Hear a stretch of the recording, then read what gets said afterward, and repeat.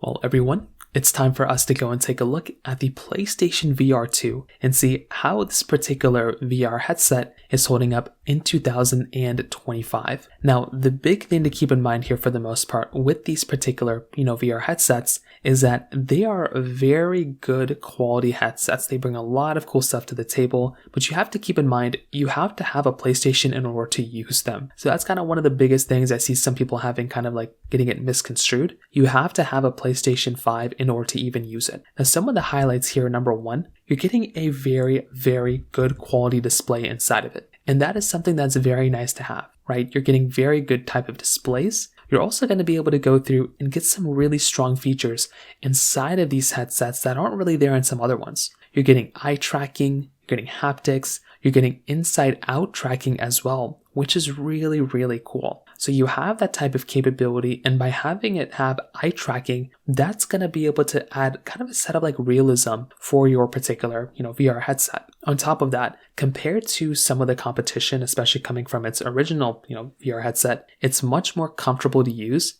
and it's much easier to go through and use and set up than its previous device. So that right there was another really big thing. Coming from the other set of devices that, Sony made, those ones may have not been my favorite, but this one is a very good favorite of mine for sure. Now, you have access to some of, most of PlayStation 5 games, which is cool, some PC games as well, because you have a PC adapter for this thing, so it is really nice. On the flip side, why I probably wouldn't recommend buying this thing is that it's just an extension to your PlayStation 5. If you're not really into VR headset playing at all, you're really not going to feel like this thing is that crazy.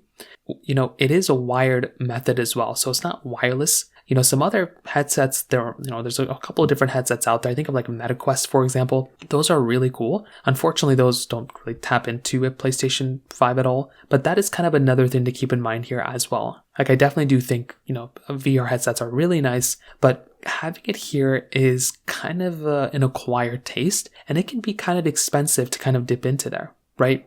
I think a PlayStation VR 2 is great if you're already a PlayStation 5 owner and if you're okay with having like a wired connection to your game. But if you don't really find yourself using, a VR at all, I honestly think it might be worth it to just go buy like a PlayStation Portal instead of these things and just go through and buy a PlayStation Portal and then play your games kind of wirelessly rather than even having a VR headset. And a PlayStation Portal is cheaper. So in terms of that pretty much covers it up there. If you have any other thoughts or questions, please let me know in the comment section below. Hit the like button, that will mean so much, but definitely hit that subscribe button. More importantly than everything else, I love every single one of you guys. Hopefully I'll catch you guys in the next video. Peace out till then.